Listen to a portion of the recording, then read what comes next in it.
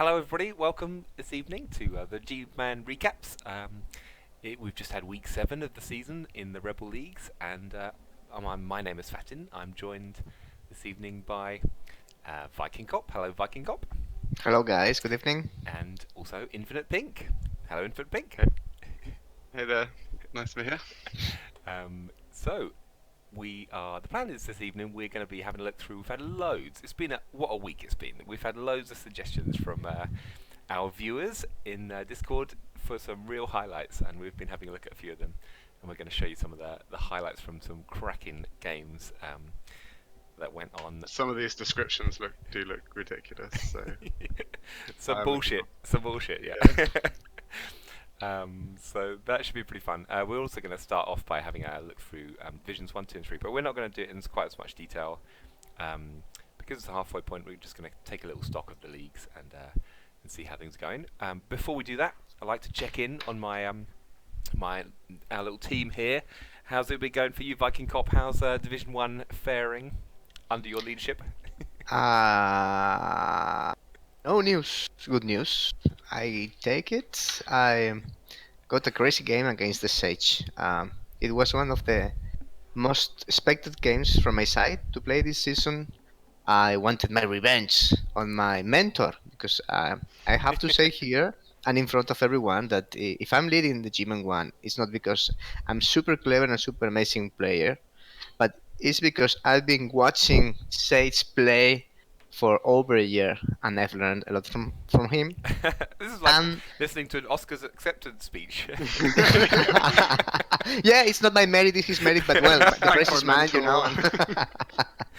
No, honestly, and I got to this game with the team in the way I wanted, and I think he was suffering of a lack of bench that would jeopardize his performance with every loss. And also, although he won the toss, and that's huge in a case versus case game, his initial blocks were the dudes were not working, and mine were critical. On fire, yeah.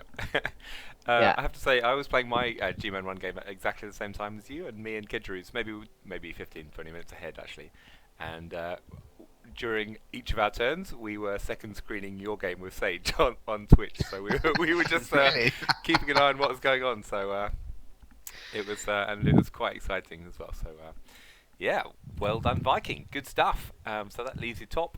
Well played, sir. Let's have a look at the Nurgles in Division 2. Pink, we're actually going to catch a bit of your game a little bit later, so how did it go? Spoil it for us. It was actually a really fun game. It was great fun playing Gaudi. He's a nice coach. Do feel I got a little bit unlucky, but that's always the way when you lose, isn't it? You feel like you've been cheated. You was robbed. Yeah, no, it was fun. I actually dominated the first half when he received, but he managed to get the score in, and then I scored in the last turn of my half, and he managed to get the one turn, which maybe we should show. I don't think we should. No, we won't show the one turn. One turns are boring, but this one wasn't. unless you're throwing. They are not. But yeah, he managed to get the one turn. Won 2-1. Well played to Gaudi. Yep. So that leaves Gaudi top of the division. So 7 perfect record. Is that the only perfect record? I think it is, isn't it? So no, there is one in one of the Division 4s. I think in the Division 4s, an undead team. Nice. Okay, so we'll have a quick look. So let's have a quick review of the top 3 divisions. I'm just gonna have a look at Division 1. So coming back to Division 1, how do you see this one going, Viking? Just what's the major moves at the top here? Well, the major move was that Metal has settled himself in the second position after not a really promising start. He's been winning consistently, winning his game and decimating his rivals. So yeah, he's really making a push for the lead this season. Also, he got an unbeat win this week. That's why he's reading 5-1. Because unluckily for all of us, our fellow Donkey Dragon has dropped for the rest of the season because of real life stuff. Okay. But he will be back next season, so no matters. And then there are two more spots for the playoffs this season, and this is gonna be really tough because we have, I would say that no less than six teams fighting, six, seven teams fighting for this, and I wouldn't discard any, even of the low table teams, because I see amazing coaches with really good teams like Mm. Riff Cannon, Toast, and Gerber around there with only 3 wins. But a couple of wins can get you in the fight again really Mm. quick. I was watching the HUD versus Yasind game, and really high quality play on both sides. I think those two coaches there are really good, and they'll be definitely in it at the end of the season. They've had some tough games to play. Yasind's beaten Sage already this season, and we know HUD's really good. And I think HUD went in with 2 Saurus down or something like that, so he hired a Lonosaurus to play with 5 against the Orcs for that match, and it was really exciting. So that was probably my highlight of the week this week. So yeah, Div 1's looking very good for you, Viking, and very good also for Full Metal now, although he's played the game extra. So, but yeah, the competition's going to be hot, I think. Gotta see Sage probably in the top 4 at least. So I expect, but yeah, still all to play for. Let's have a look at Division 2. What do you make of Division 2, Pink? Well, we've got one clear standout there, the Skavens running away with it. But I mean, Literally running away with it quite often. yeah, yeah, that's exactly what it is. But I think, is it 2 or 3 promotion spots? Well, I think promotion. the You mean competition for you mean that's playoff spots? Sorry, yeah, playoff spots. Yeah. I'd say similar to the Div 1, you could go most of the way down the table and anyone there could probably actually get into it. I think it's going to be quite a tough one. There's a lot of, I know a lot of people have been talking today, it's been quite a common thing on the Discord channel, people talking about all the Bash teams they still have to face and how they're scared for their teams. So I think the second half of the season people are getting a bit worried. Well, if they don't like playing bash teams, then maybe they should have a look at Div 1. So, like, yeah, I think someone said something like that. Div 2 is a bunch of softballers compared to Division 1. So get used to it, dudes. Yeah. So and speak to Ken about bash teams as well. He is a bash team, and he's been playing down TB quite a lot this season. So poor old Ken. I think he's got his big guys back for this one though, so the Centaurs. But I'm just watching these 2 elf teams coming up, steaming up. I think Venachars Wood Elves and Bobby Bintang's Dark Elves are still a big threat to anybody in this top 5. Yeah, they had quite a slow start, I think, both of them. But I think I said it last week actually. I maintained that they could easily win like every game they have left and come really high. So I think they could actually be up there definitely. And I think Like that. yeah.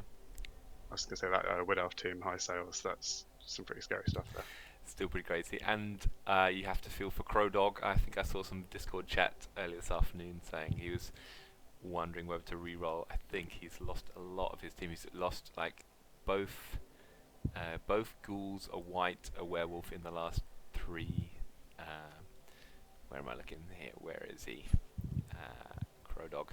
I think he's lost a lot of players in the last 3 weeks. It looks pretty empty there, doesn't it? Yeah, so he's lost his best white, both ghouls. He's still got 2 really good fleshies, but and the werewolf is also what, MNG? Let's have a look. No, he lost his agility 5 werewolf like 2 weeks ago too. That was a shame. Yeah, and the other one is MNG, so that's going to be tough for Crow Dog. He might be thinking, oh, is it worth sticking it? Although, I mean, to be honest, the thing is, if you had a really good team before, and then you lose some good players, if you objectively look at this team here, it's got a great werewolf, and it's got 2 awesome flesh golems. So if you just like push this as the reset point and just say, okay, starting from now, that's actually a really nice team, isn't it? So you buy a rookie werewolf and get yourself a ghoul, and you're good to go. I think with some really good players all of a sudden. So I think I say this like every week, but those 2 guard block zombies, that's great for a necro team. So. yeah, this is a a fat guard necro team. So anyway, we decided not to talk too much about teams because we have a lot of highlights to have a look at. Let's have a quick look at Division 3. See how Division 3 is going. This is the leaderboard. I had a look at Division 3 earlier, and this is a massive lizard man versus human fight at the top. So we have 3 lizard men team in the top 6, which is are there any lizard men team in Division 2? I think no. And there's none in Division. Oh, sorry, there's one HUD in Division 1 as well. So It's one that counts as 3, eh? yeah, a very good team. So, but yeah, these guys are definitely up and coming. Some of these teams are pretty much just as good as some of the GMAN 1 and 2 teams by now, I think. So there's some quite hardcore teams in here, and that would not be out of place in any of the top 2 divisions. Creatan's Mighty Reptiles, undefeated on 6-1-0. T's Humans still seem to go from strength to strength, so got some really good players in there. Not just John, but he's not just a one-trick pony with these. They also have Bob, I think. I've been hearing about Bob. Let me have a quick look at Bob. What's so special about Bob, other than his name? So, he rolled a double, so he's got the kill stack here, and then the crazy Wilfred. I like Wilfred the thrower, so he'll be pinging some crazy passes around the place. So yeah, this is a very nice looking. I think having only 4 guard at that team value though is pretty bad for humans. Not bad. I mean, it's just you'd want more, but that's what happens when you roll lots of stats and yeah. stuff. And then Ilgoff on 5-1-1. Wow, this is so close. This is actually the closest of the 3 divisions we keep a close eye on, isn't it? So. Yeah, last week there was something like 6 coaches, all on exactly the same number of points, I think. Yeah. Seems to have changed a little bit now, but... And just checking down at the bottom here, we have the Brunchers. Herringzord still, I think that was an admin win, so he's still searching for the first real triumph for the season. But he's had some mini triumphs in terms of one-turn touchdowns. So and he's had plenty of good food at various different stages during the matches. So. That almost turned into a little staple for us, didn't it? Yep. Now it's time for the bargain bunches one-turn touchdown. We have some even better one-turn touchdowns to have a look at tonight. So, all right, so that's how the divisions are looking. This is pretty much just over halfway through the season. So, if you're not clear about ReBBL, it runs for 13. There's 13 teams in every. You got 13 games in every division, and so we're 7 games in. So. Just 6 to go, and yeah, it's shaping up quite nicely. Each of these divisions, promotion and relegation, is kind of a little bit up in the air because it depends how many people re-roll their teams and how many people want to play next season as well. So it's not a fixed thing in ReBBL, but what is a fixed is how many teams will be going to the playoffs. So a lot of these teams will be thinking, can I get into the top 2-3 of my division to manage to get into the end of season extravaganza, which is pretty good fun. So yeah, it's also important to note that we are really flexible when it comes to promote teams. So teams that have really performed over or average or excellently can jump not only 1 but even 2 divisions, like happened to you, I think. Yeah, from 3 to 1. Yeah. Yeah. So I suppose it's kind of. They try and make it as kind of mixed as possible, don't they, in terms of races, and also I think they try and avoid ending up with some really low T value team in a high division where they're just going to get minced smashed apart from the off. So, yeah, I think so. Is the fact is that you can still get to the playoffs from pretty much any division, so there's always something to play for near the top end, and that's what makes it quite an exciting format, I think. So. Yeah, it's got lots of good stuff going on, and then we have the the devastational to look forward to in the interseason. So if you're feeling your team value is a bit too high, then you just enter the interseason devastation. And, enter the trimmer. Yeah, get yourself enter the trimmer, exactly. So everyone started that off being like, I think I just want to get a few more levels on my guys, bulk up a little bit before the new season, and everyone quickly realised that was a huge mistake. That's not what the devastation was about. Yeah. All right. So let's. So we've got a little list that Viking Cop has prepared of some some great highlights. I'm going to start off with the one we have a pretty cool looking one-turn touchdown that Viking Cop. Who told you about this? Who's sort of Which one of them all? Oh, the one that touchdown was yeah. feedback It's the Tomb from Guardian. Tyler Druss. Yep. Difficult to pronounce. Sorry. His It's a bloodthirsty nice sea guys. guard. Yeah, it's a nice guys. I played once, I think, in the ReBBL, in the Rookie League, Spin League, and Mhm. it's a really nice play to have your games in between the ReBBL community, guys. For you to know, if you are not aware, this is actually the place that stopped me playing in Champion Ladder because I mean, every time I really feel like having a game, I'm not resorting to Champion Ladder anymore. I go directly to Spin League because the guys are really nice. But okay, it's just my thing. So I didn't know there I was a spin league. So what is it? Just a place on Discord where you hang out and just play some friendly games with? in the ReBBL we have, as far as I know, at minimum two Discords. One is for the ReBBL itself, and one is for the ReBBL for the Rookie League of the Yep. ReBBL. Okay, and in this place we have some additional competition formats like the 1 minute league, 1 minute showdown. Sorry, Yep.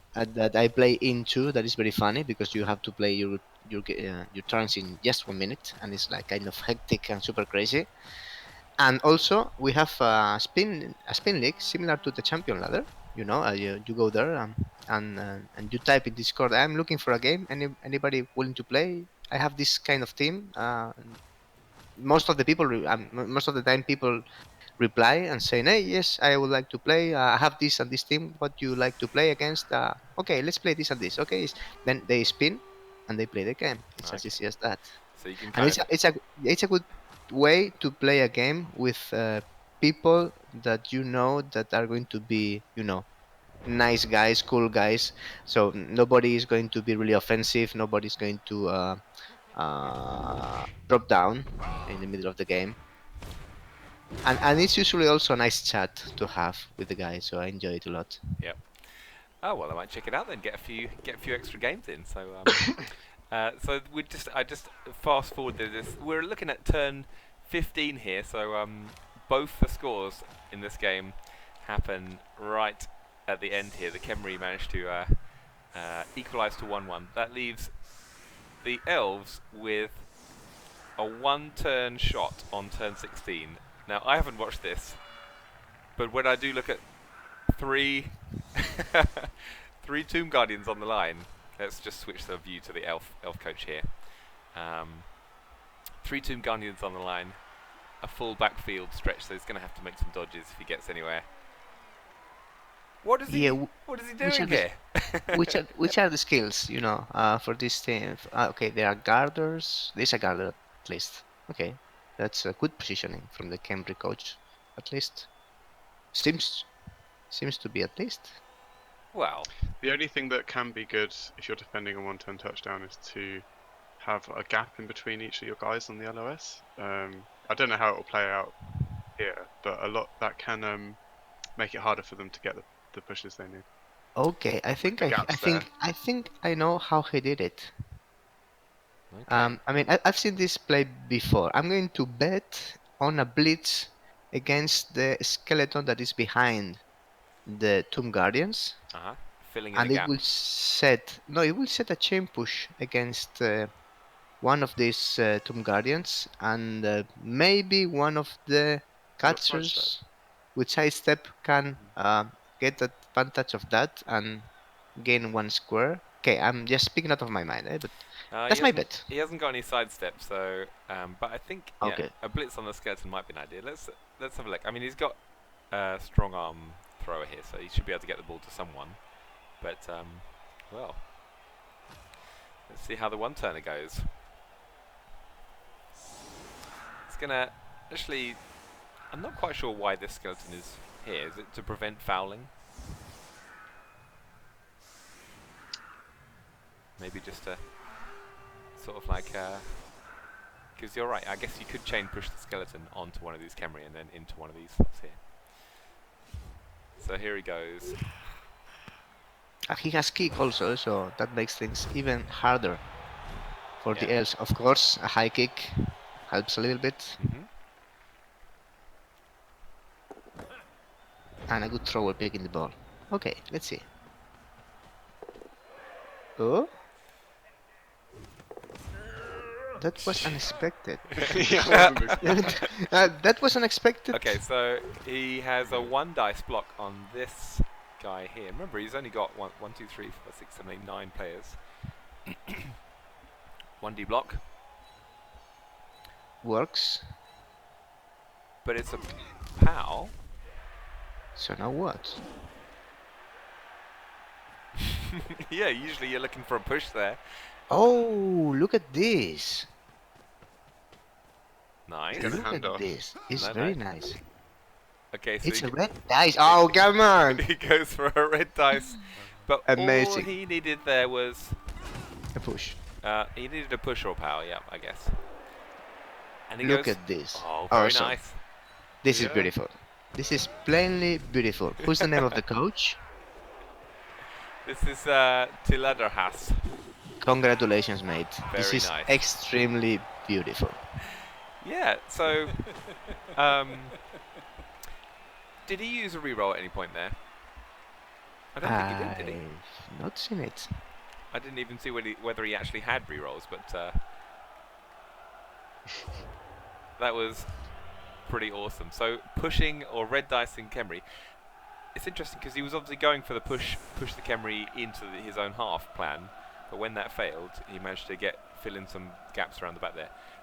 I guess that's why best one-turn defenses, they actually don't put the guys across the back of the line because it's usually better to sort of set up some people in and around your line of scrimmage to prevent people from dodging around the back here and filling in gaps like that. So Also, I would point out that if he had set his Tomb Guardians up one space apart with the gaps in the middle, then he would have needed to fill those up as well. yeah, Which so would have meant like 3-4+ dodges or something. I think having the Tomb Guardians very close to each other, although that means they can be guarded by the middle one, just kind of sets up more opportunities for chain pushes, but Yeah. still pretty cool one turn. So if you're an elf coach, and I am an elf coach, so I better go back and study that to see see how that was done in a bit greater detail. So cool. Okay. Next up, we're going to have a quick look at a pretty awesome game from this one. Had me laughing as I shared it to everybody. We're actually going to watch a bit of Haringzord's We're also commentary on this. So here we go. Okay, this is actually the only one I've seen, but it is Yeah. brilliant. Can we watch it right from the start? Actually, can we see the elf? Oh. I've got the Twitch clip from Haringzord lined okay. up. So Okay. So we clipped this one. This was such a cool one. If you haven't seen this game, go back and watch Haringzord's commentary of this, because this is, I remember watching Haringzord. He was commenting on another match, and then he was like, oh, "Okay, I'm going to stop now. I've probably caught enough games." And then he said, "Oh no, I'll just cast one more game. What's going on?" So he looked and found this Division 4C game, I think, in GMAN. Ramesset's playing the Elf. Organized Crisis are playing the Ogres, and this is turn 1 after a little bit of a disastrous Elf turn 1. This is Ogre turn 1. So the Elf has the ball deep in the backfield. Ogres have just moved a few Ogres to base up a few Elves on the front. And then They're this all out of happens. range, aren't they? None of them can get to the ball. Nothing could possibly happen. And if you don't know Ogres, the little nobblers that run in between the Ogre's ankles, they are strength 1. So so we're also gonna throw an Obbler at the problem here. And the Obbler is on his feet, Yeah. landing in the Agility tackle zone coming in there as well. handy then. And he's gonna go for a 3 dice uphill, and he's gonna take him down.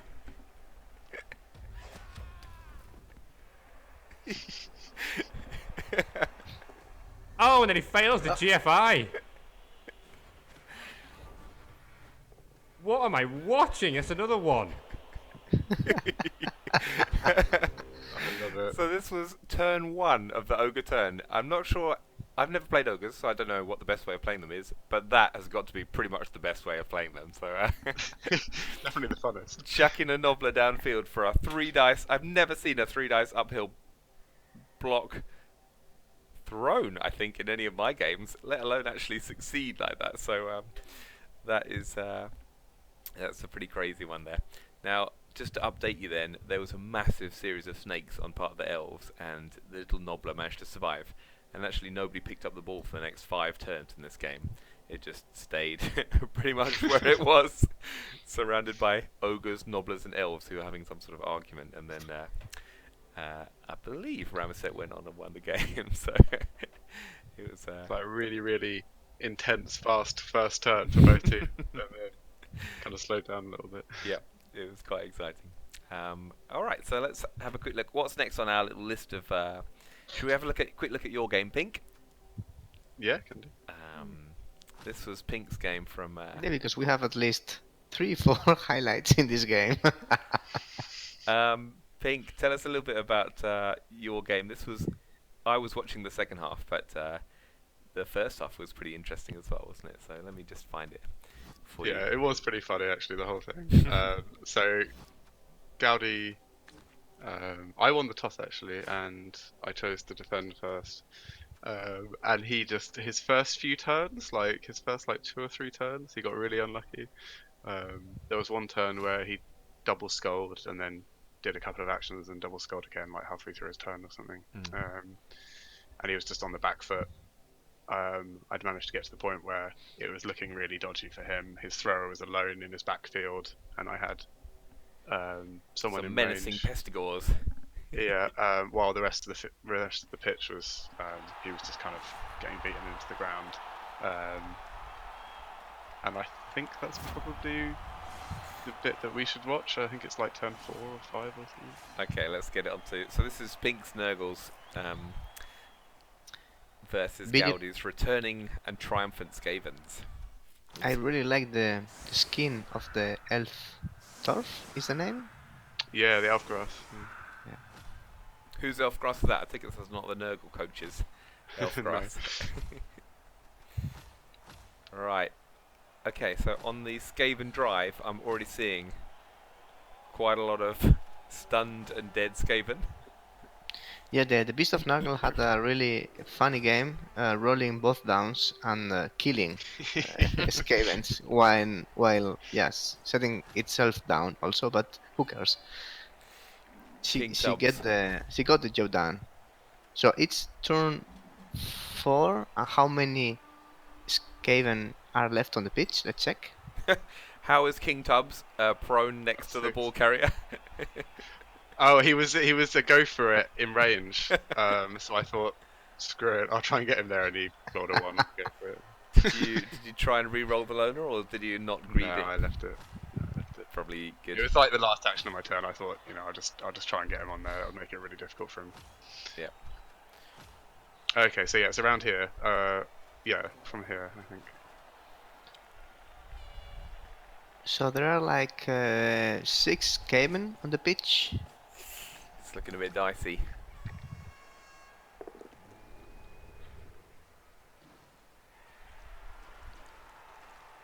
Yeah, the beast managed to get up with no one next to him. I was pretty happy with him.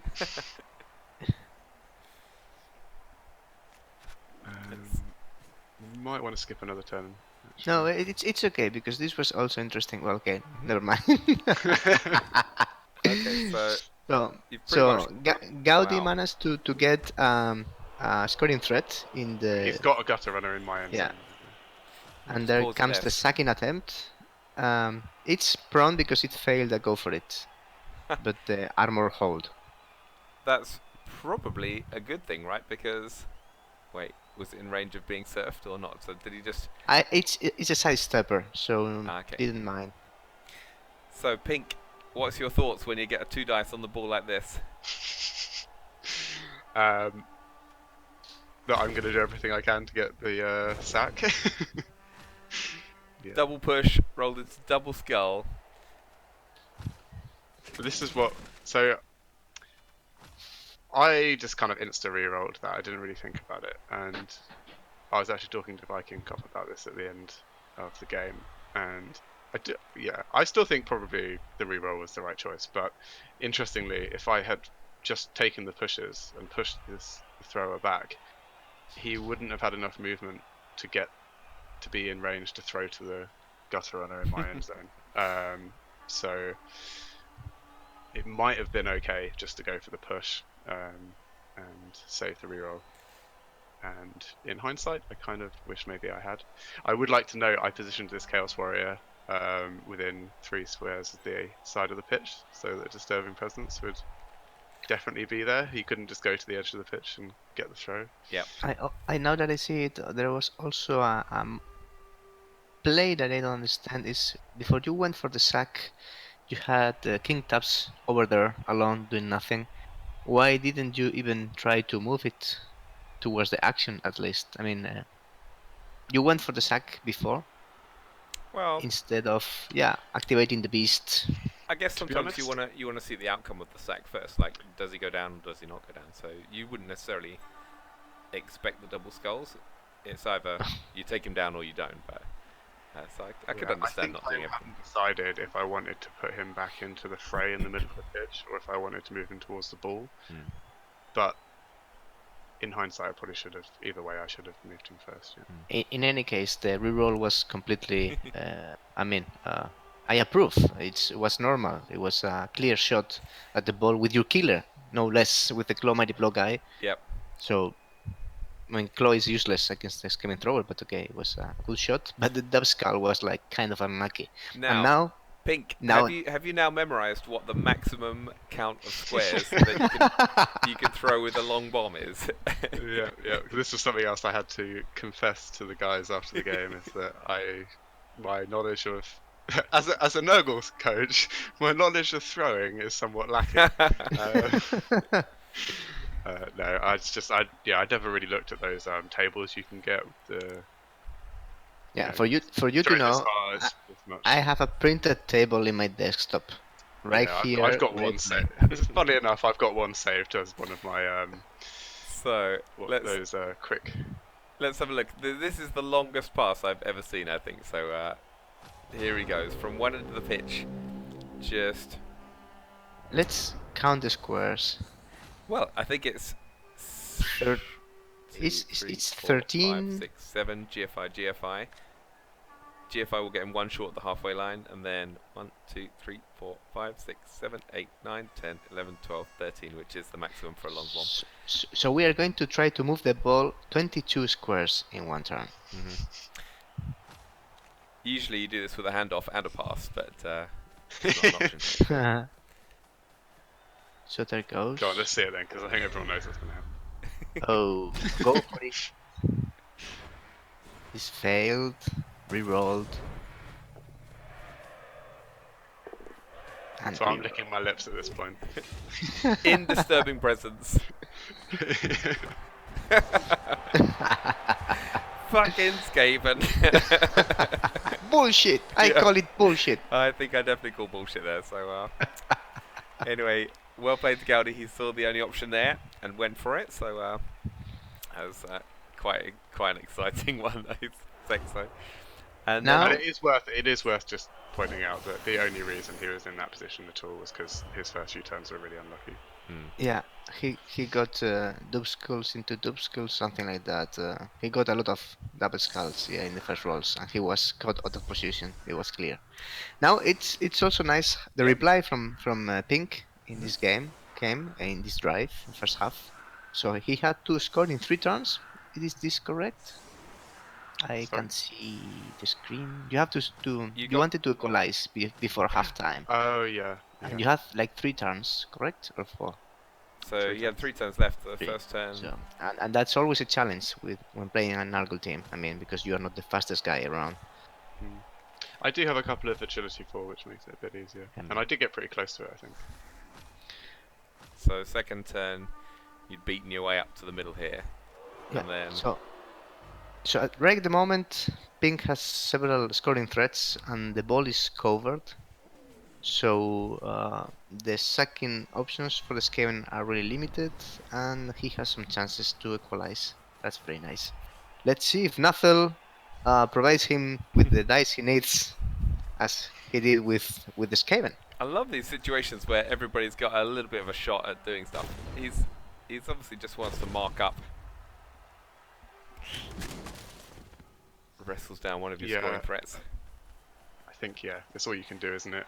As the Skaven in this situation, you just got to try and get one person down and then mark up everyone else as much as possible. And he's getting his best gun runner Sidestep. out of the way. Oh yeah, well yeah. I mean that's going to be quite a big deal. Is keeping the one-turner in the game. And he got sidestep onto the wall.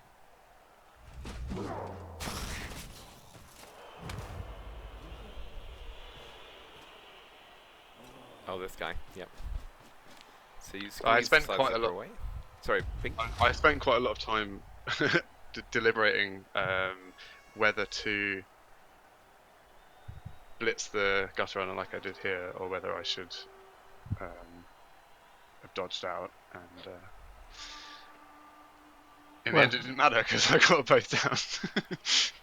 Well, blitzing a gutter runner is always a good option, I'd say. You can remove him. There it goes. Oops. But you have a reroll. Not a problem. Oops. Tripwire at the end there. So I think you definitely blitz. There's no bad side to blitzing the gutter runner there. It's fairly low risk, so you got a decent chance of avoiding the dodge, and you got the upside of getting a mighty blow hit on a gutter runner. So Yeah. it seems Was like nice. And this play was absolutely Pink's fault because he was not able to roll sixes and fives like Yeah. this Skaven with the Yeah. pass picking play. So you need to sort that out, Pink. Sort You that know, out next for next week. So roll bet. No. We don't have to stop in here. We need to check the last turn of the Skaven in oh this no, game. no, we're not going to watch the I- last no, the I one don't turn. think- I don't think we'll do that. I don't want to embarrass anybody. Okay, so Oh. let's. So we're going to have a look at a 4A game. So Div 4A, Thomas's game. It's Thomas T. So let's see if I can find him in the division. This was a match between vampires and elves. So that finished up with some madness. Let's dive into 4A. We haven't really had a look at 4A. Sorry to 4A fans. We've kind of neglected you a little bit over the first half of the season. So let's see what was Thomas T playing.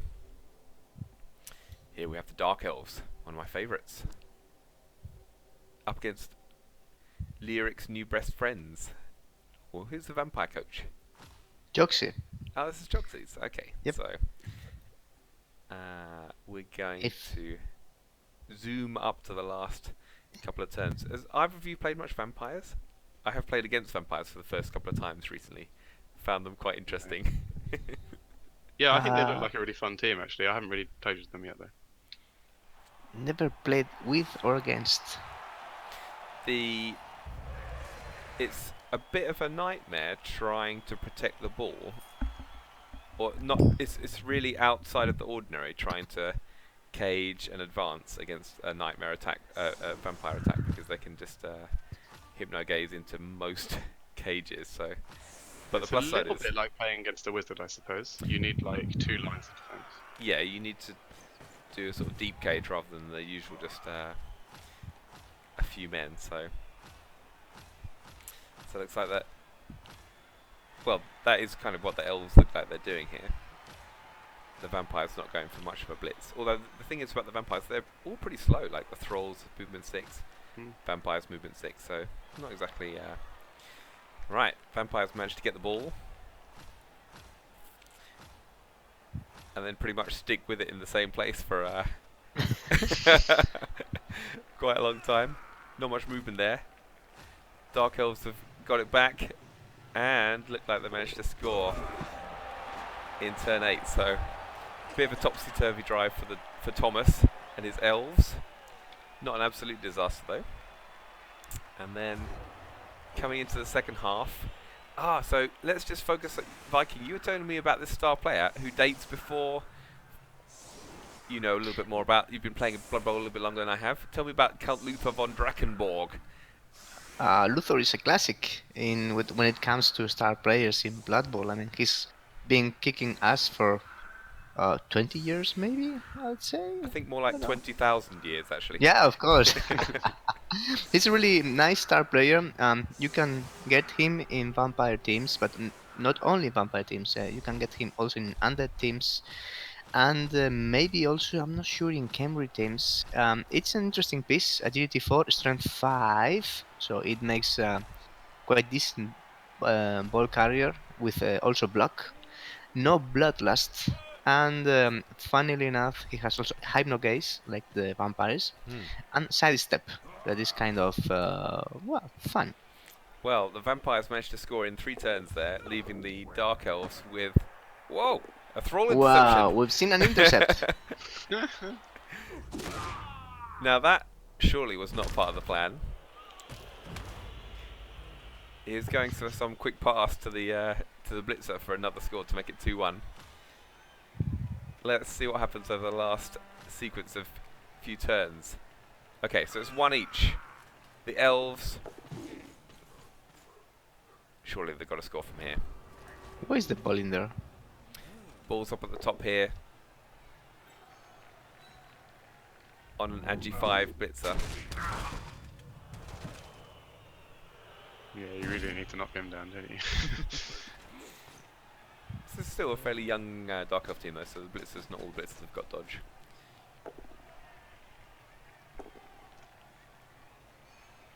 There you go, gets it. It's got minus movement as well. Yeah, I noticed that was a little bit of a pain.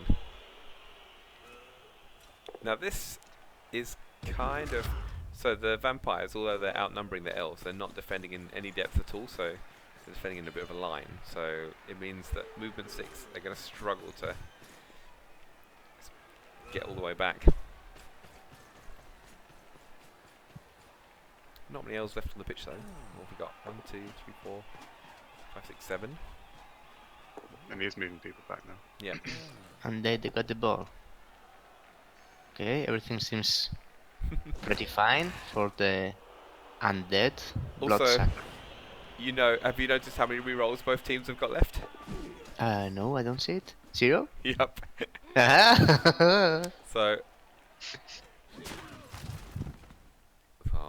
which elf? Okay, it's an early turnover for the Dark Elves. Things looking grim. Turn 15.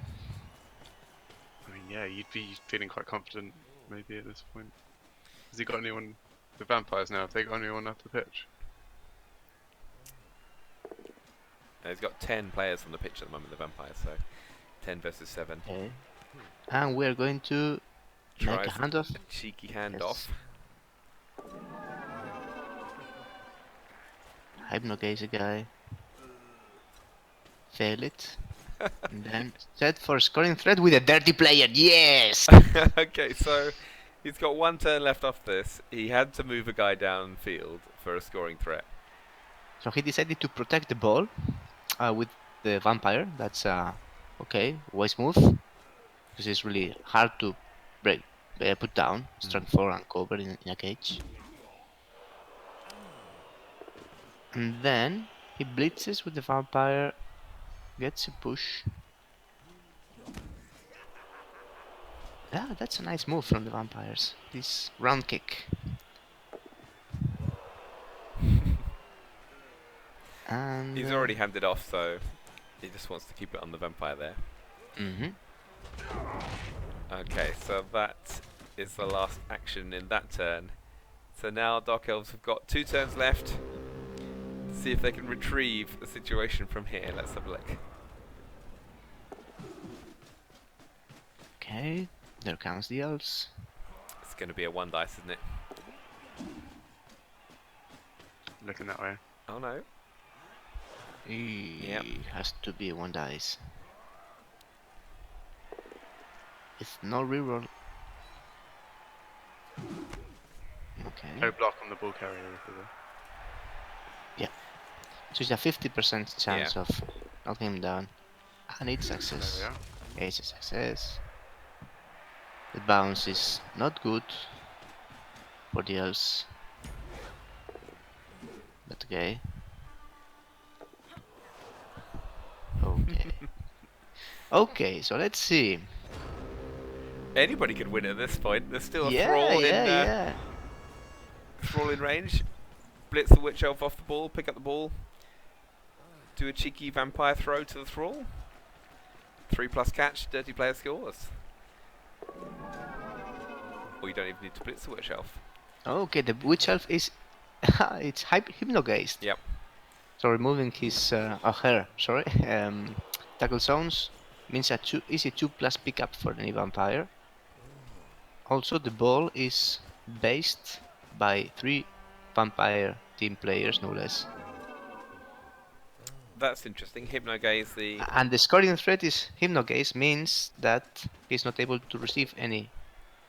Yeah, if I pass. just explain how that works for people that are not familiar with Hypnogaze Viking. Okay. I'm not the most familiar with this stuff. I mean, basically, if you are hypnogazed, you're kind of like really stupid. I mean, you lose your tackle zones. You can't pick up the ball.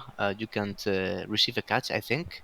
That's right. And you only wake up when you activate the player automatically, so no roll needed. And also when you are blocked, I think. I'm not completely sure of that. Well, if he's Hypnogaze the receiver here, that means the receiver's going to have to move into the end zone before he then makes the catch. You can't make a catch without actually activating the player.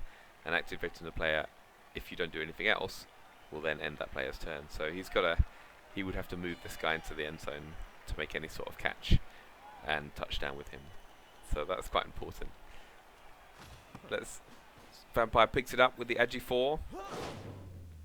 Oh wait! Oh, it's a bloodlust failed. He doesn't mind that too much. It's fine. And then it's a quick pass that is failed. Oh, unlucky. It was only a 3+ to get the ball in the throw, and then couple of go for it. One go for it only, I think. No, not even any. No go for it. Yeah. Okay. So, Well, you can't expect much more from a dirty player, can you?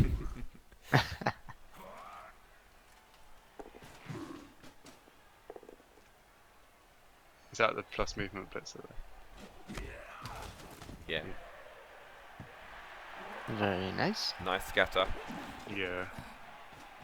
Picking up the ball, running off a bit,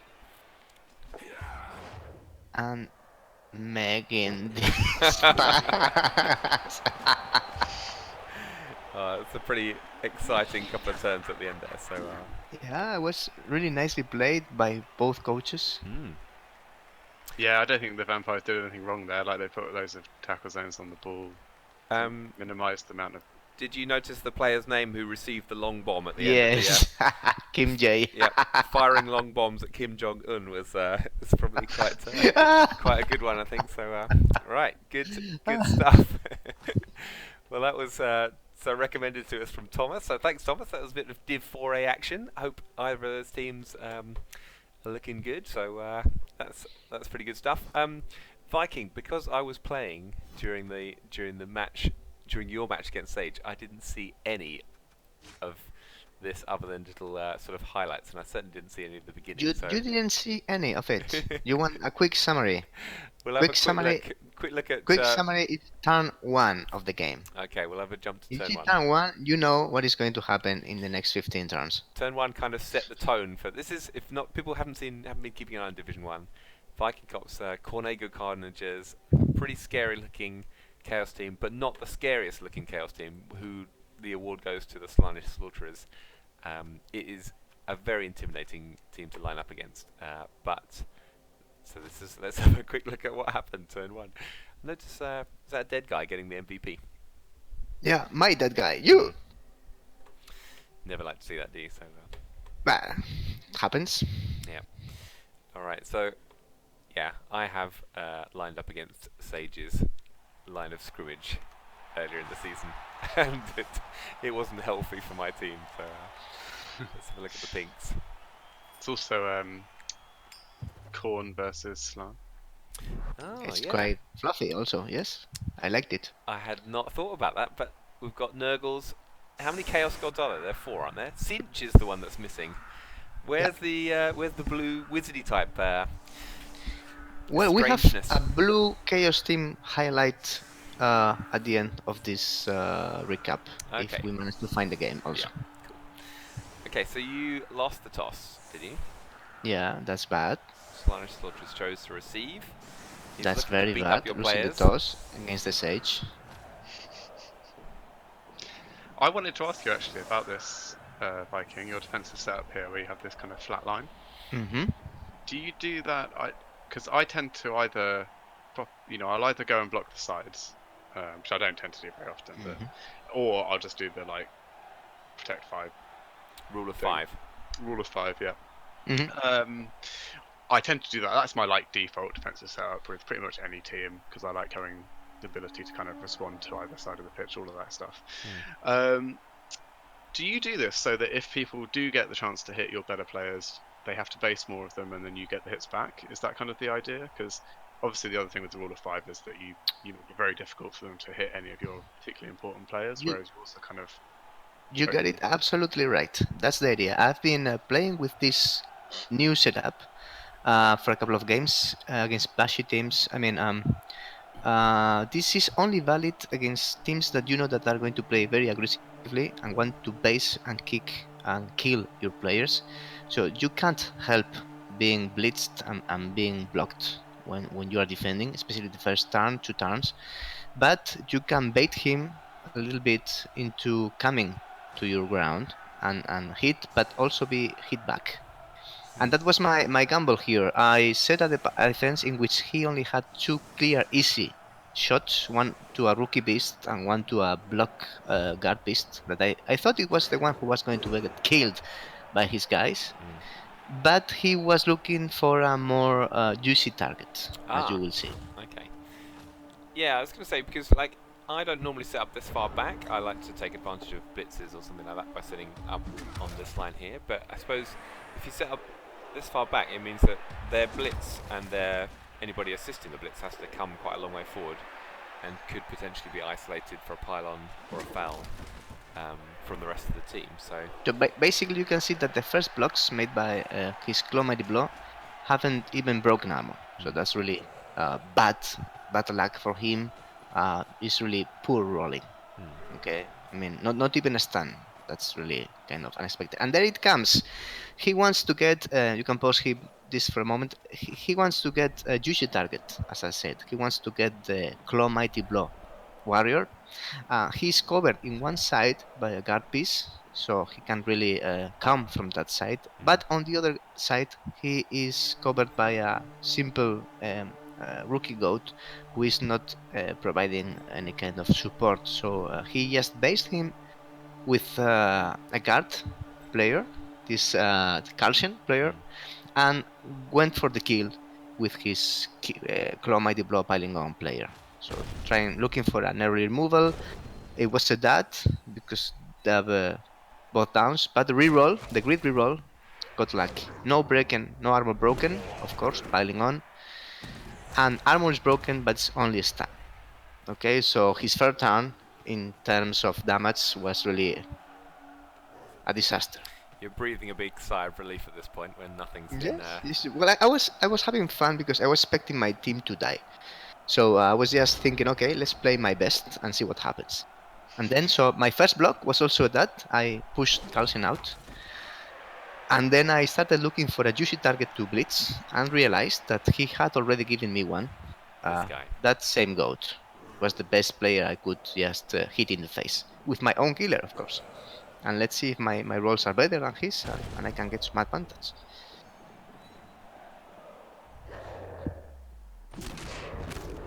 So my hit is true, and not only is true, but it's a permanent minus armor output into minus armor. So that is really unlucky best for thing him. for you, it's like the best thing that could happen. Yeah, Basically. that's really bad because that was a really good player. It was a strength 4 guard player, and in this game every player counts for the stage because he has no bench. Yeah. So then next I did what I had to do, and what any sane coach would have done with the black seed lying around. Just put It the was hoof actually, in. so I was watching Sage's stream while you're playing this game, and it was actually really quite funny because when you were setting up for this foul, you were just kind of like whistling away, like humming away, like you were like really happy, just like do, do, do, do. Yeah, well, it happens to me most of the time when I play my games, eh? So I'm humming, sorry, Yeah. humming. So you can see that it was a crazy foul with no dirty player, 3 assists. Okay, worth it, of course, against a high value player, but I injured him.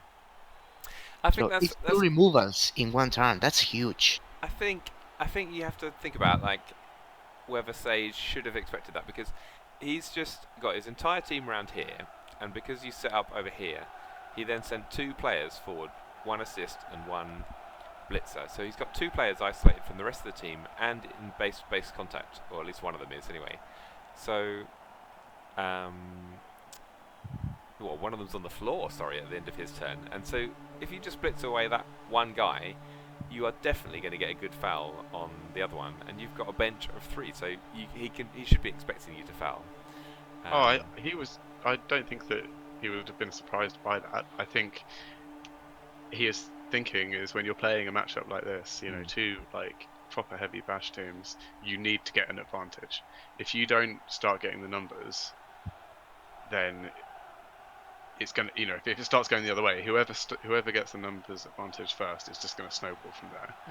And rolling the armor rolls that he rolled on the line of scrimmage, you know, that's already at that point before anything else that's happened. That's gonna ring alarm bells for the Sage, and I think it's just it's like a numbers game. Like I need to do damage before you do damage, and I think he was more than happy to risk the foul to get that done. I think he was being a bit. I think he was being a bit impatient. Like, yeah, sometimes you don't get kills in your first line of scrimmage blocks, but that doesn't mean you need to leave your best killer on the floor right next to the entire opposing enemy team. So I think maybe he just could have been a bit more circumspect about what he was going for there, and he certainly got punished for it. I think that both of you are totally right.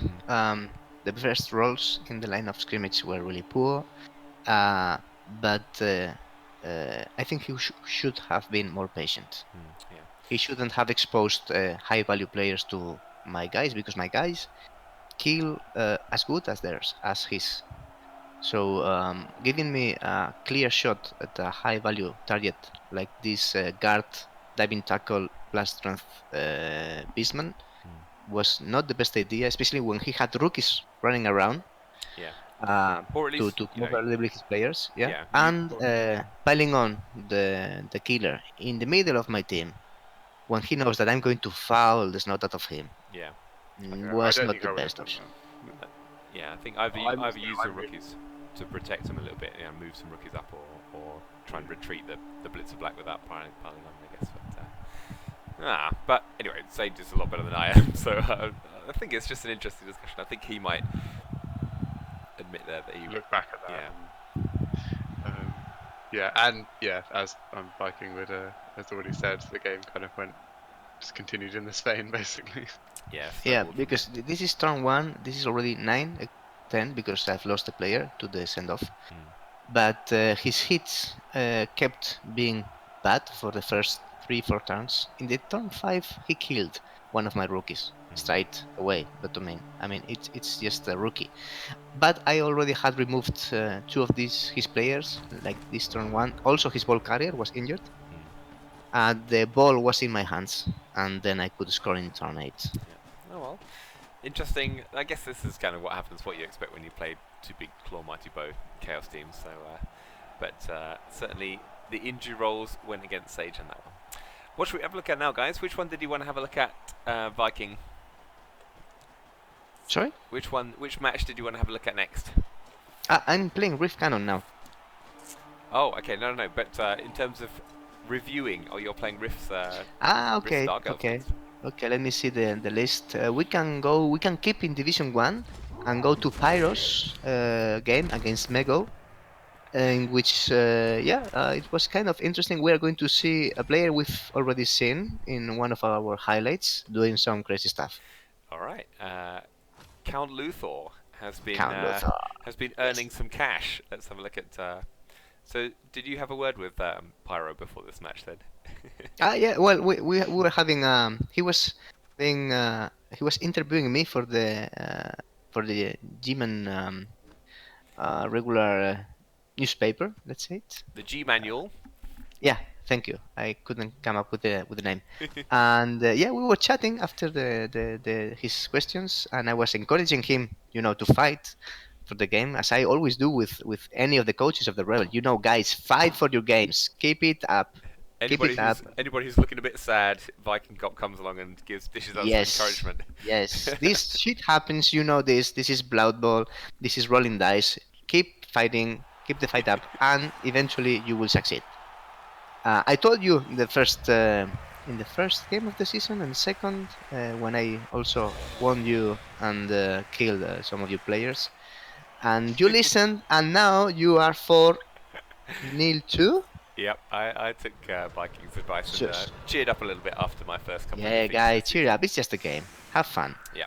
And yeah, I was thinking of. I was telling him that okay, he was a bit down in TV, like 500,000, 600,000, something like that. And I was thinking, I was telling him, okay, just hire a good star player. I think of Count Luthor. It's a block strength 5 guy. It's nice to have him around. Mhm. It's okay. He was playing like that, and he managed to get the upper hand and score.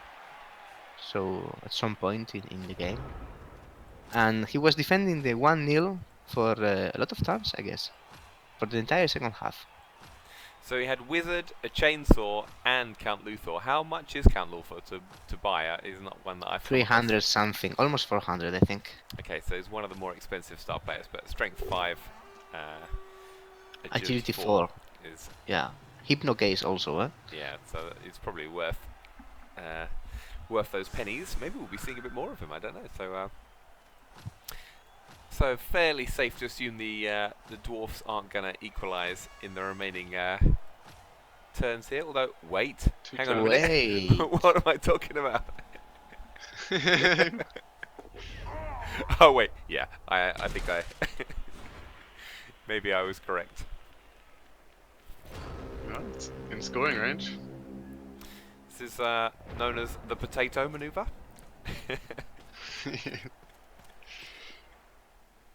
Potato maneuver is the best maneuver. He's got a nice wrestle tackle, none of which will be required. Got no rerolls though, but managed to get the safe power anyway. So dwarfs don't score. Death Roller comes back on for the second half. So Because Meko has a private stadium. right, Good so that free stadium, bribe. private stadium. Yeah, okay. I noticed he didn't use it for his short offensive drive there, so Yeah, now the that's undead good. are kind of defending.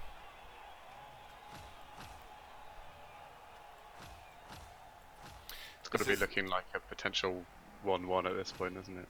Yeah, I don't know what it was like. Let's see, nothing in the dwarf bin, and Mummy plus 3 other players. Oh my god! So This is star an player asshole. off. Yeah.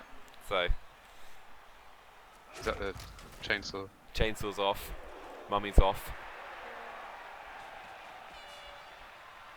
Has he still only got one Mummy, Pyro? He lost his Mummy I last week, think didn't he? he only has one. Yeah. He lost one to Metal. Yes, he did? I think Yeah. so. Yeah.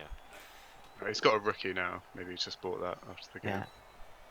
It's Neferna the Third, the Turbo Mummy in project, in process. So here they are. Oh, It's looking good for the dwarfs, grinding up yeah. the field. There's been a sack, or not? No. No, not yet. I don't think so. Where's the Wait. ball? What happened there? What happened there?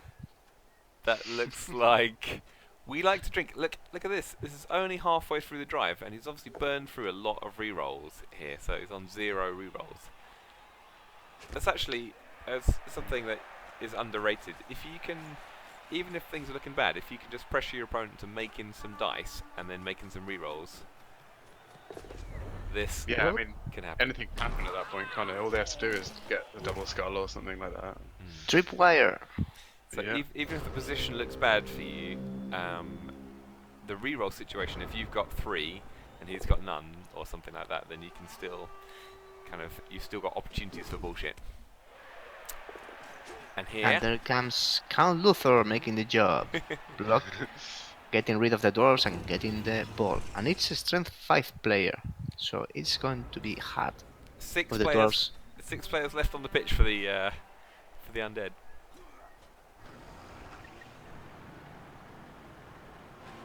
And they were planning on setting a scoring threat, eh? Of course. Of course, because it's a movement 7 white. Yep. Very nice player. So Count Luthor is going to get Blitz with a 1 die. Skull! No rerolls. Oh! Skull into dead. Oh! Oh. Apo said, what did he say, Nigel? I see a 5. Dwarf Minus looking edgy. Minus agility. Oh, it was a long bird. Okay, you can live with that. So Count Luthor really getting the job done, and then Blitz with Whoa. a pow. That's Yes. not the one I would have blitzed. No, he's a diving tackle. He's a diving tackle guy. So Yes. No, he's running away, and of course the scoring threat. Yes. why is he getting the scoring play? He's 1-0 up. So I suppose no, actually, come think that he can. I mean, but this is the dwarf drive. I mean, he can Yeah. make a try and try to True. score in turn 8. There's nothing to lose in there. It also Well- forces the dwarves to kind of spread out even more. Yep, true. Means they can't crunch him up in the same field. Which he kind of needs to do when he's got half the players on the pitch. And that ghoul really being annoying. And Pro making some. Oh, Pro making the job also. So Pro is kind of fun skill at times, huh? jump up on the blitzer here, Jin. Jump up diving tackle is really good. So Count Luthor is basically just running away, looking for an opportunity to throw a pass. He's got 1 reroll. So let's blitz Oh. it with dub skulls! Oh no! Oh, Luthor, why? Why did you do that? That's harsh. And this After is turn, making- turn 16 for the dwarves, and they make it. Yay! It's funny, diving tackle is a skill that I'm coming to appreciate more and more. It's just like the threat of, it's a threat that has to be dealt with somehow, doesn't it? Really, you very rarely want to try and dodge away from diving tackle, and if you do, you never feel good about it. So, It's funny actually. I was talking to some people about it on Sage's Discord today. Well, yeah, and I think there's this common misconception that diving tackle is all about trying to get turnovers and forcing people to actually fail their dodge. And I don't think that's the biggest part of it. You know, if you're basing a agility 4 player, if they've got dodge or something, then they've still got a 75% chance to succeed. Yep. Which is, not bad per se, but it forces them to play differently. You know, they have to they're not going to start off their turn with that player, whereas they might have normally been happy to do the 1 in 2 36 dodge. dodge. Yeah. So they end up having to use a different player to do something, change up their turn order. It just stops them from being able to play the way that they like to play, and probably makes them play less efficiently. And I think that's the biggest thing. And then occasionally you do get the turnovers and stuff. Yeah, exactly. It's a disruption skill that I really like in many teams. It's really useful. I think that Bash teams benefit a lot from it, especially when it comes to killers, because it synergizes also with tackle a lot, because it removes the possibility of a dodge reroll. And if even if Maybe an make elf burn a is reroll. it's going to need a 4+ to dodge away from a diving tackle player. So in other words, it's actually quite a good doubles roll. It's MVP went to Count Luthor. Very I nice. no, but look at who the other MVP went to. The other MVP went to Jin, who was the blitzer who managed to. Yeah. Oh managed to yes, finish on, that play was the best of the game for sure. So it is interesting actually that I think it's a good double skill for strength players like Beastmen or something like that, or I really like it on strength 4 players. Like if I get a double on my Nurgle warriors, or if I'm playing Chaos, if I get a double on their warriors or something, um, almost certainly, unless if unless they've already been built with something else, I would definitely get diving tackle. What other doubles options are there for stuff like Chaos Warriors? I mean, some people might get dodge, but Okay. personally, I don't like it that much. I think we've had this conversation before. I think with dodge, you need to like go in all in on it, or not really bother with it. Like only get it on your ball carrier, or get it on everyone. Sure. And I don't think you're going to get it on everyone. On lizards, for example, if I roll doubles on my Saurus, then I go dodge. Yeah. But yeah. Well, we'll be seeing that, I guess, later on in the week. So, what have we got to look forward to? I think we're going to finish off just by having a quick look at the divisions and then giving some predictions for the last half of the season. So, I'm going to ask Pink, who is not in Division 1, to give us a little bit of a prediction for Division 1. So, what's your feeling from what you've seen? Top 3 for Division 1, Pink. Go. I find it hard to see corner go carnages or things that make you go really getting knocked off the top spot at this point. So do you say it's 4 people go through to playoffs? I think it's 4, yep. So it's really going to be a fight for 3rd and 4th, I think. And who would we say here? I mean, you can never count out Slaanesh Slaughterers. I think that's got to be a pretty safe bet there. I think that Dr. Freakazoids are going to struggle here from the rest of the season, if I'm honest. They've got these really good wolves, but we've got 2 rookie flesh golems right now and a rookie wipe. So they're I think going to enter a bit of a tough phase of the season. I think we might see them move down a little bit. You never know. Like those wolves are really good, and it's a good coach, but I think he's going to struggle. So I think it's going to be someone a bit further down that comes up. I have a feeling. I don't know what's happening to Rift Cannon's team. He had a really good start to the season, but he's dropped off a little bit since. I have a feeling Hudge could come back into it. He had a very badly beaten up but missed next game Lizardmen team, and I think Does he have to play any of the claw teams still, or has he already done that? Good point. He has to play the Sage, I think. Yeah. Okay. Well, fair enough actually. So I hadn't thought about that, but that can't. In fact, he plays them next week as well. So in fact, this week they're playing each other. So depending on how that goes, that could make a big difference. Like if he loses like 2 Saurus or something in that game, that could really set him back. So I think my prediction might be Yasind actually. I think Yasind has already beaten one of the claw teams in Sage. Has a very good team, very good all team, and I think he could manage to squeeze in. I've been watching a little bit. He's a Twitch streamer as well, so I've been watching a little bit of his stream, and I think he might manage to squeeze into the top spots with Super Green, who I think made it to the playoffs last season as well. But he's got a really good team, although lots of strength ups. It's a good team. Yeah, so I think it's looking good. But yeah, and playing really well as well. So he would be my bet for number 4. Viking, from what you've seen of Div 2, let's bring up the Div 2 here. You can't look far past Gaudi's Skaven for winners, can you? Yeah, I think that Gaudi's Skaven are going to be in the playoffs, yes. Not only because the team is amazing, but also because the coach is really, really good and he knows what he's doing.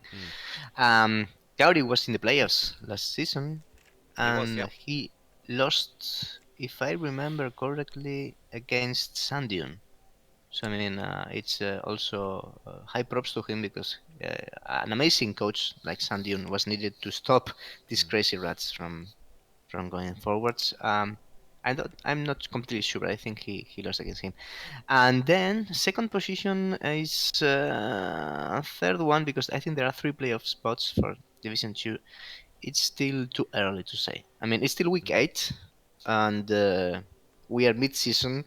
Things are not really clear, and we know that in the last 2 weeks, funny things can happen. But if I want to say my favorites, I would say Infection Inc.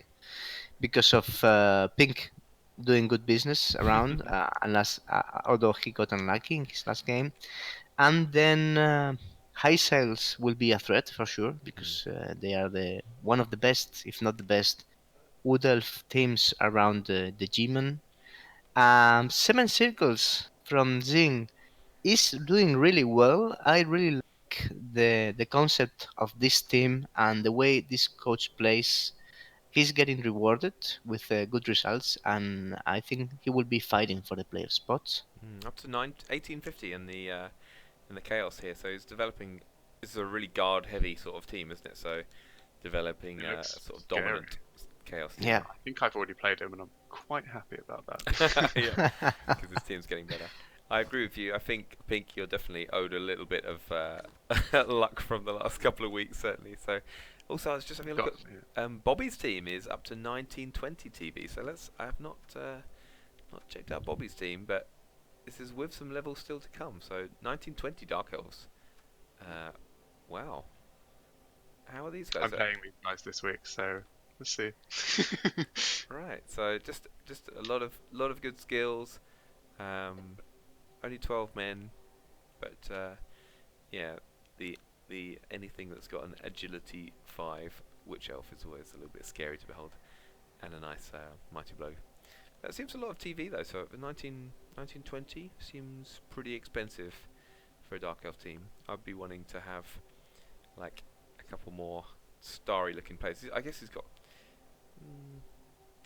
got Alfrin, who's the kick dirty player, wrestle guy. He's got a couple of other sort of Multi-purpose player. yeah, well-developed linemen. I guess they're probably bringing up his TV a little bit here. So keep an eye on Bobby as well. And then finally Div 3. So in the last part of the season, Div 3, Creatin's been storming. He's had a really good season, but so have all of these top 3 here. So I guess it's a question of, can you see anybody? Have you seen any matches that you've been thinking could break in? I mean, these 3 are starting to get ahead a little bit, but with 6 matches to go, I think General Marauder has been playing really well. I've watched a couple of his matches, and so he could be a possibility getting up into the top 3. But these coaches have been pretty dominant. Lizardmen at this sort of team value, without that many Chaos Claw in this division, it's no surprise really that Lizardmen are doing really, really well. The 2 Nurgle teams are not well developed either. They're not big Claw Mighty Blow sort of scary Nurgle teams yet, are they? One of them's 1730. Don't think he's got He's much. only got 1 claw though. Don't think he's got much kill though. So, but yeah, yeah, just 1 claw, I guess so. But yeah, so this division, I think it would be hard to see past T, who's playing really well with a good team, and the 2 Lizardmen. But yeah, maybe General Marauder might sneak in there. I know he's a good player as well. So Yeah, I would like to know because I'm not completely sure of how many playoff spots are open for Division 3 and Division 4 A, B, C, D, E. I think we should check about that. Yeah. Because I think this season we have like 64 coaches going to the playoffs. That's insane. it's definitely expanded, isn't it? But I like having 64. It's really good because I mean, with the added number of divisions, I think it's a sensible move to keep everybody in with some shouts right until the end of the season. We'll certainly, as the run-up comes towards the end of the season, as we get through to those last sort of 2 or 3 exciting round matches, when the crunch time comes, then we'll be well up on who's looking good for the divisions and how many playoff spots there are. So, right. Thanks, Viking. Thanks, Pink. It's been lovely to get back with you this week, and thank you for helping me co-commentate on the show. It's been great. Yeah, it's been very nice as always. We'll be back. Thanks for the guys that submitted their, the different clips and stuff. Yeah, I would like to have more time to have completed the list. We had a longer list, guys, with several funky plays, additional one turn 7 play from the game between Metal and Gerber. Also the touchdown that Harrison made in his 2nd or 3rd turn with his halflings. And Major Bite keeping the lead on the most bruised team of the season in the entire GMAN and getting pitch clear in turn 6 first half. Yeah, the Norse versus Norse matches were one Yeah, to watch, I think. So yeah, these keep it. Norse are completely jinxed. It's amazing. I can't believe he lost dead, flat dead, two berserkers that Yeah, game. Yeah, yeah. losing both of your star berserkers is not that fun, is it? So, but yeah, there's Norse for you. So that was Baines's Norse versus Major Bite. So, all right, good.